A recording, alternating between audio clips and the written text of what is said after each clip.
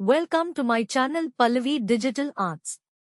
వేమన పద్యాలు పద్యము మాయగా బాపు మాతలు వీని యాతలు. బోయిన బ్రతికిన భూషణములు తయు లేని తలకిక గూడదురా. విశ్వదాభిరామ వినురవేమ. తెలుగు అర్థం: మాయగా చెప్పిన మాటలు మరియు వాటి వల్ల కలిగే సమస్యలు అవి బ్రతికిన బ్రతకడం కాదు, అవి అసత్యములే. విశ్వదాభిరాముడు వినురవేమ.